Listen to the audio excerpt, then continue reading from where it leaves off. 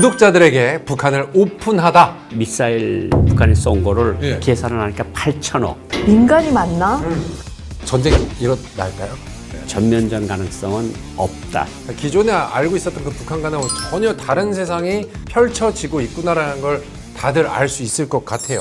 이 작년에 난 기사를 제가 하나 봤는데요. 2022년에 입국한 탈북민 수가 2017년 이후 최다라는 기사가 났습니다. 그 재밌는 거는 절반 이상이 MZ세대, 북한의 미래를 책임질 젊은 세대에 잇따른 탈북 이슈. 희진 씨도 20대 때 이제 한국에 오신 거예요, 그죠? 저. 어떻게 이렇게 탈북을 하게 됐는지도 궁금해요.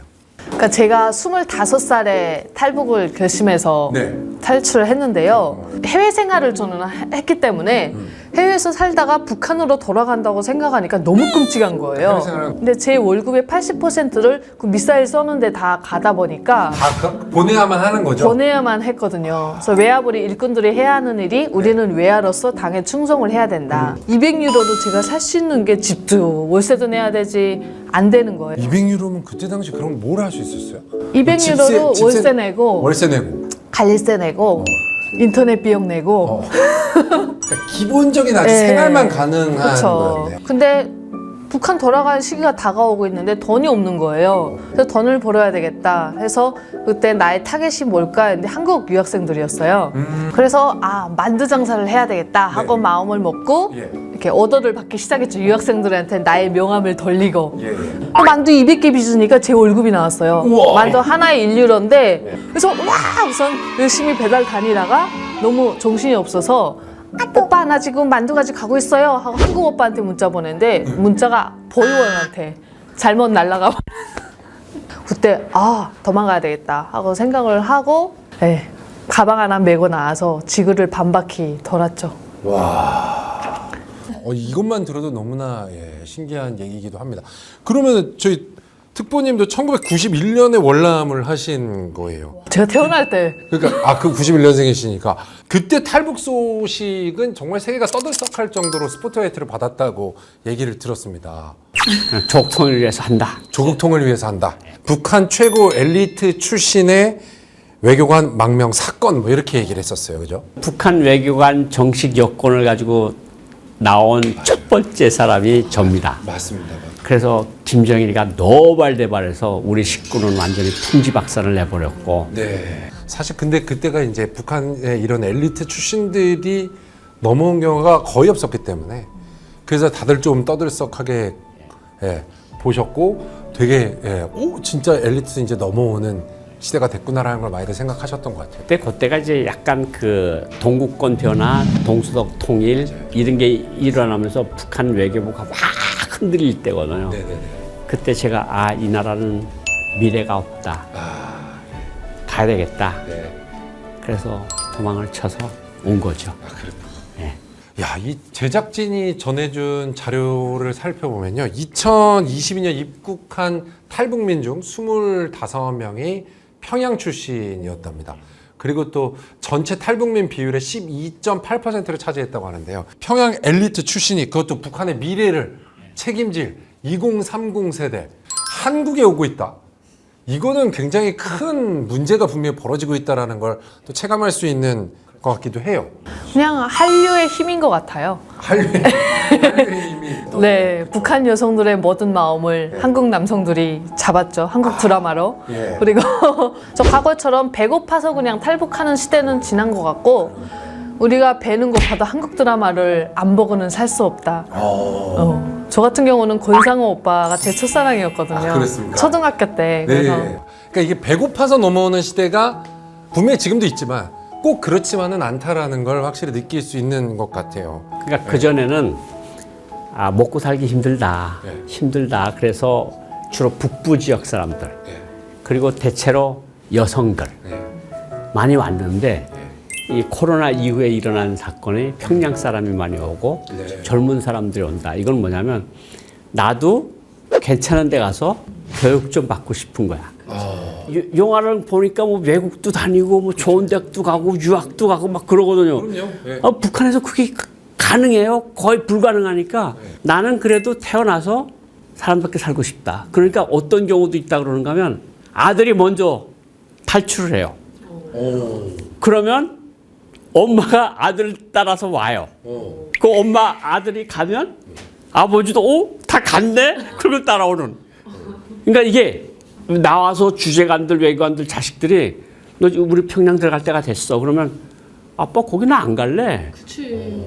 그러니까 젊은 세대가 나이 든 세대를 움직이고 있다 이렇게 볼 수도 있어요. 네. 근데 K 드라마 보고 막 이러면은 사실 솔직히 걸리면 안 되잖아요. 근데 그게 이전 같으면 50위안, 100위안 주면 뇌물 주면 풀렸는데 맞아요.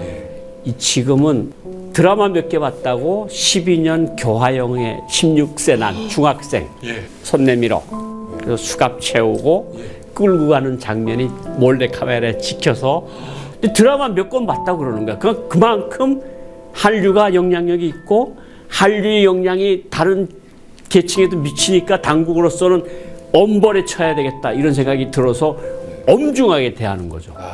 근데 뭐 교화 정도는 그래도 좀 나은 거고 오징어 게임 봤다고 실제로 쏴 죽였어요. 미성년자를. 이게 사실 그만큼 문화라는 게 중요한 거기 때문에 이 반동사상 문화 배격법? 이건 뭐예요? 이게 아야 들어오지 못하는 한류를 막으려고 예. 만들어 놓은 그러니까 반동사상이라는 게 주로 우리 같은 말을 쓰잖아요. 그렇죠. 타이틀이나 이 자막이 더빙이나 이런 게 필요 없어요. 그냥 한국 드라마 그대로 보면 그대로 이해를 하잖아요. 예. 그리고 사실은 SD 카드나 USB 같은 게 드라마 뭐 열댓 개 들어가 있는 게 사실 북한 노동자 월급 가지고는 몇십 개월 월급에 해당되는 비싼 값에 팔림에도 그것이 날개도 진듯 팔린다는 거죠. 그러니까 그만큼 이걸 보기 위해서 목숨을 건다는 거죠. 그러니까 그만큼 영향력이 지대하니까 반동사상 문화배격법, 그 다음에 뭐 평양문화호 배격법, 그 다음에 청년 애국사상 보호법 이런 세 가지 악법을 2020년도에 들어와서 만든 거예요. 오빠 금지법 뭐예요? 지금 살짝 친오빠가 아닌데 오빠야 했으면 잡아가는 거죠. 제가 봤을 때 김정은이 스위스 유학을 했잖아요. 그리고 한국 드라마 아이돌 엄청 좋아한다고 알고 있거든요. 맞아요, 그렇죠. 북한 주민들이 자기를 그렇게 팬심 가지고 사랑해야 되는데 자기랑 똑같이 남쪽 문화를 좋아하고 남쪽 오빠들을 좋아하고 막 이럴 걸 아니까 그 열등감에 아마 이런 걸 만들지 않았나. 이게 사실 그러면 공포 정치를 이어간다라고 생각할 수 있을 것 같아요. 그렇다면은 김정은 위원장은 왜 계속 이렇게 하는 걸까요? 그러니까 대외적으로는 사실 미국하고 문제를 해결하지 않으면 북한 경제가 발전할 수가 없어요. 그렇죠. 그런데 올해 11월 달에 미국 대선이 있잖아요. 그렇죠. 미국 대선 전에 자기 몸값을 올리는 거야. 그러면서 이제 대외적으로는 그렇고 대내적으로는 계속해서 한국으로부터 계속해서 문화적 북한은 침투라 그러는데 문화적 영향 한류가 계속 들어가잖아. 이걸 가만 놔두면 이 MZ 세대가 계속해서 사회의 주축으로 지금 크고 있거든요. 그렇죠. 이걸 가만 놔두면 체제가 위험하겠구나. 네. 그러니까 아주 극강의 공포 정치를 해서 북한 주민들은 내부로 틀어막고 대외적으로는 미국하고 뭔가 딜을 해서 뭔가 자기 이루는 뜻하는 바를 이루고 싶고 한마디로 이거거든요. 어떻게 생각하세요? 뭐 개인적인 생각에는 김정은이 요즘에 또 딸도 등장하면서 네. 김지혜가 뭐 후계자냐 마냐 하면서 자기 딸에게 또 힘을 실어주려면 북한 주민들이 지혜바라기를 해야 되는데 한국 드라마에 바라기 하면 안 되잖아요. 그쵸. 그래서 또 그런 공포 정치를 펼치기도 하고 또 그들의 관심을 오히려 외부로 돌리려고 저렇게 미친 듯이 미사일을 쏴대지 않나. 좋습니다. 이제 뭐 두 분은 한국에 온 지 꽤 많은 시간이 흐르기는 했습니다. 두 분은 이렇게 지내시면서 언제 남한에 참 잘 왔다라고 느끼세요? 와서 한 2, 3년 동안은 많이 힘드셨어요? 힘들었어요. 왜냐면 어머니랑 다 수용소 끌려갔다 그러고 가족들도 다 어디 폐쇄구역으로 갔다 그러니까 내가 정말 잘한 건가? 나 혼자 살겠다고 온 것이 맞나? 근데 지금은 어떤 생각으로 변했는가 하면 어차피 그때 내가 들어갔어도 가족들이 죽는 건 똑같았을 거다. 여기서 건강히 잘 있고 뭔가 투쟁을 해서 해야 가족들한테도 좋은 일이 돌아갈 수 있다는 그런 마음이 들고요. 네, 정말 잘 넘어왔구나라는 걸 생각하실 것 같아요, 진짜. 언제 가장 처음에 왔을 때 너무 아싸 자유다 했는데 네. 정작 딱 마주치니까 계속 부모님들에 대한 죄책감. 근데 그때마다 약간 내가 잘 살아야지 나중에라도 나 이렇게 잘 살았습니다 하는 말을 할 수 있을 것 같더라고요. 그래서 그냥 마음 다잡고 대학교 공부도 열심히 하고 뭐 지금 공연 감독 일도 하면서 그래서 너무 뿌듯하고 잘 살아가고 있습니다. 그렇군요. 네. 자, 어느덧 저희가 오픈북 마칠 시간이 됐습니다. 이 어떻게 보면 진짜 가까운 먼 이웃나라에 대한 이야기를 처음으로 또 자세하게 얘기를 또 신선한 충격이기도 하면서도 지금 또 북한은 이렇구나라는 걸 다시 한번 알게 된 것 같은데 마지막으로 소감 좀 여쭤보도록 하겠습니다. 사실 네. 저는 이런 오픈북 같은 프로그램들이 좀 많이 생겨서 네. 이 사람들이 현재 어떻게 살고 어떤 고통을 받고 있고 무엇을 바라고 있는지 우리가 그것들을 다시 한번 생각해 주는 프로그램이 오픈북 같은 프로그램이 아닐까. 네. 예, 이런 프로그램들이 좀 많이 생겨서 네. 뭐 한국 사람들한테 좀 멀리 깊이 확산이 됐으면 좋겠습니다. 좋습니다. 네. 저는 해외에서 이런 유튜브 채널을 많이 봤거든요. 북한 사람으로서. 근데 지금 또 이런 오픈북 같은 유튜브 채널들이 네. 우리 통일부를 통해서 많이 생겨나고 있잖아요.